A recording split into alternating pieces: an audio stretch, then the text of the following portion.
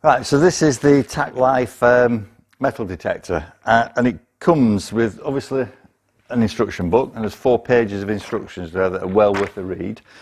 But there is your control panel.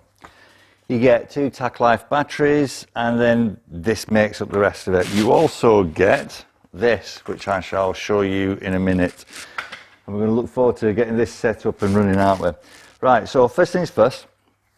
This is your extendable piece, and basically just push that down, and if you turn it you can then just slide it up and down before turning it back again, and it should just slip in there like that. Now, an interesting fact, that apparently was developed by or for NASA for the space program, so that they could fix things at a length in space without having to mess around. So, right, so that goes onto, if we undo this slightly, put that onto,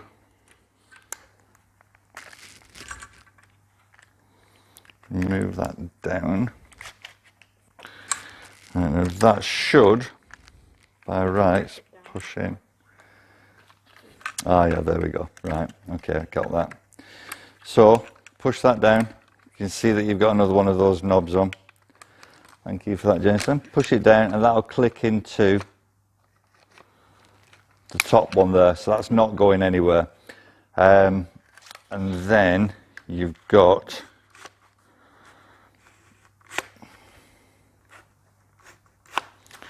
those bottom ones that gives you the adjustability there. Right, okay, so we've got that, which is going to be along those lines. And then, now, let's get this. So it's keyed at the bottom there, as you can see, and you basically just pop that into there, push it down that way, and then this should screw in to keep it in place. You can see that just screwing in there.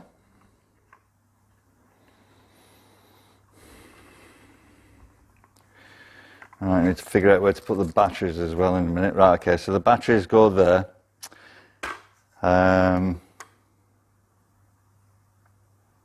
Right, let's get the bottom on. So this is going to obviously go like so. And we need to push that through there. Can you just push that through while I adjust this? Right, so push that through there like that. Is it in? Just push it through, all the way through. Oh. That's it. Yeah, push, push, push. Okay, so that's through there. And then tighten that up. Again, you can see it tightening there. And basically, you want that, however you're going to, so let me just adjust the height. So this is going to be, for me, for the moment, bit more, one more.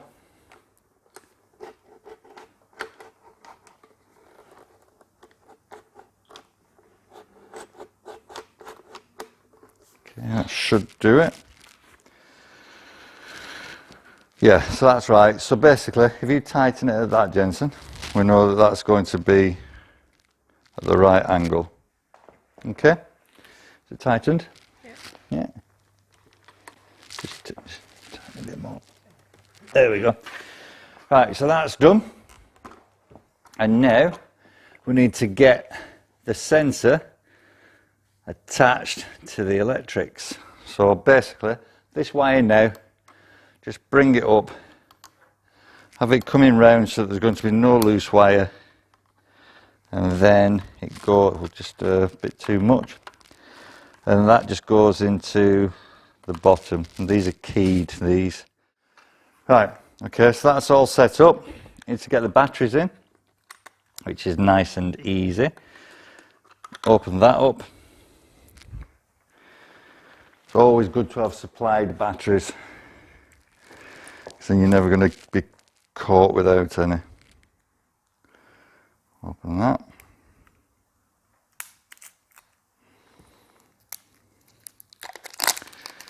Take those out.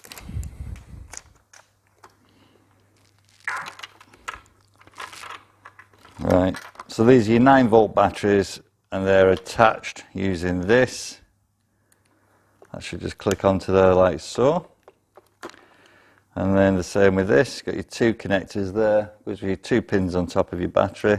You can only put them on where because they're keyed. And then just pop those in. So that's the first one in.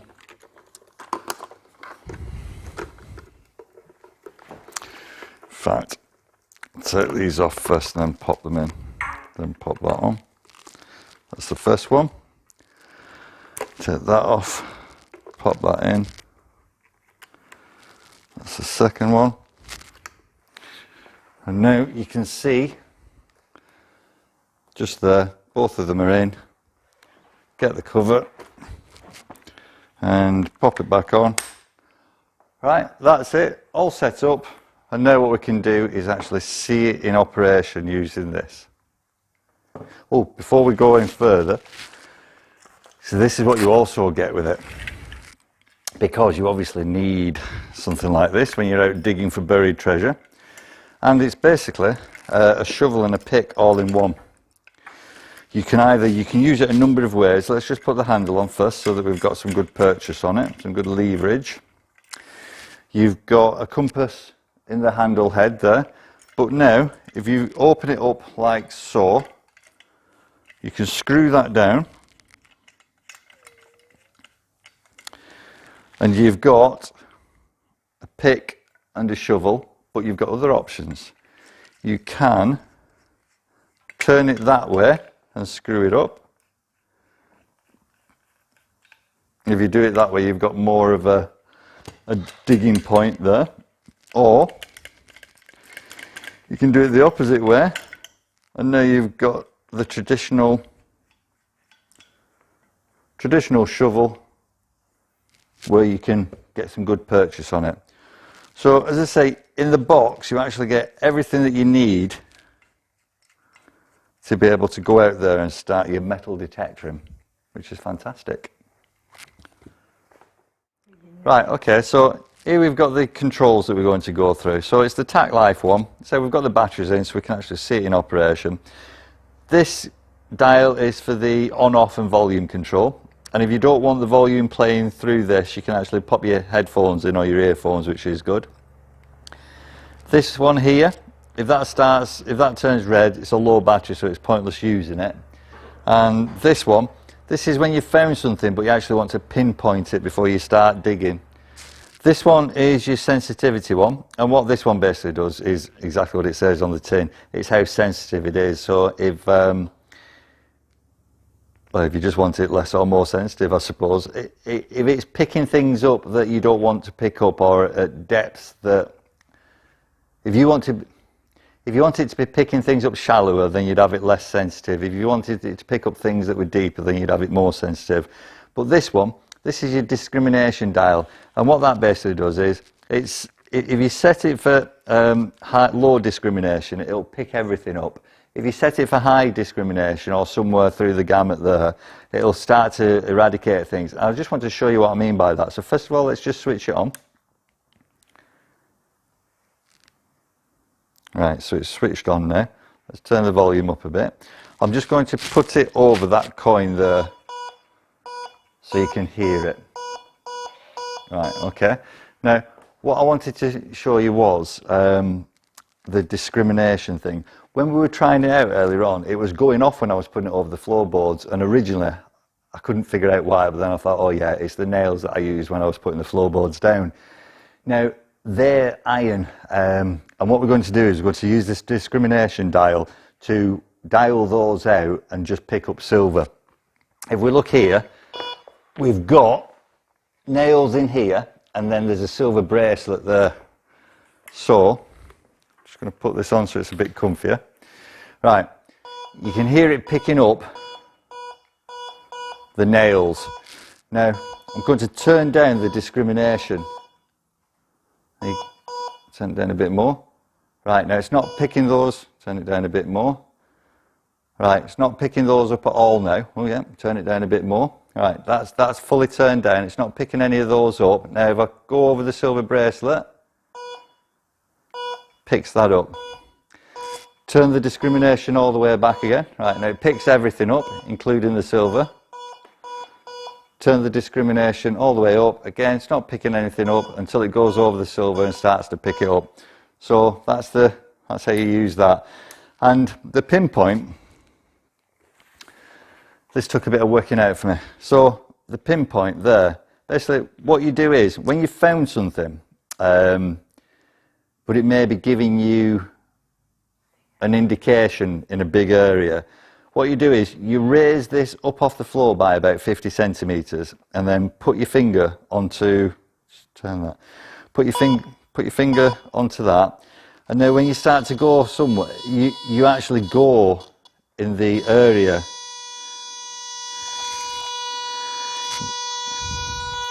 When you get to the area where it is, I don't know if you saw it then, but it went up, and then you'd repeat it, and basically you'd just be vectoring in until you found where it was, and then you start digging.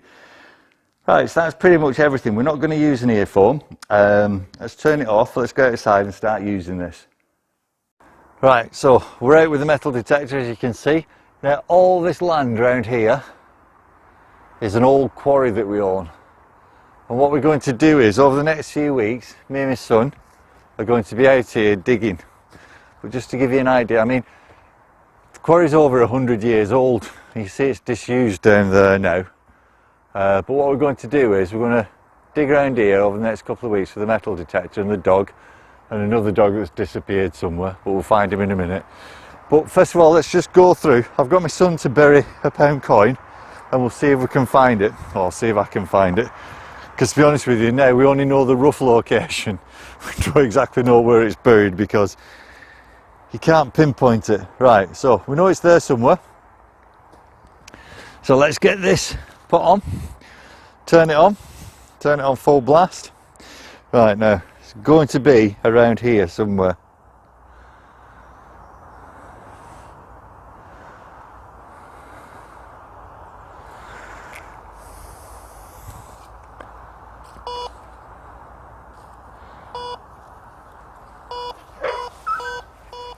Milo! His leg's done.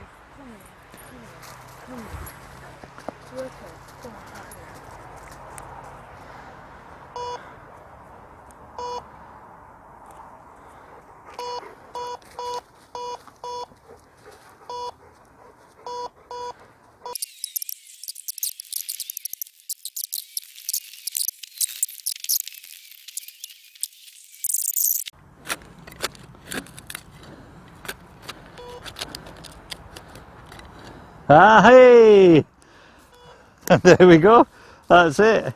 That was using pinpointing. There we go, a £1 coin. Excellent stuff.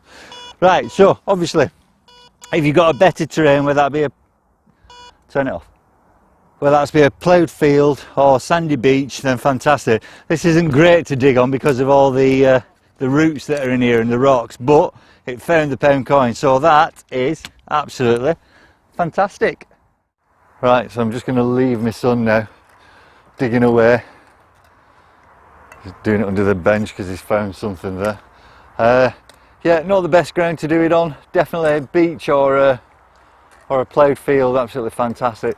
What I've found is that if you can dig properly, so that you can then put that pile of earth to one side and then go through the pile of earth, so much easier. Anyway, I'm going to leave him to it now. Crack on.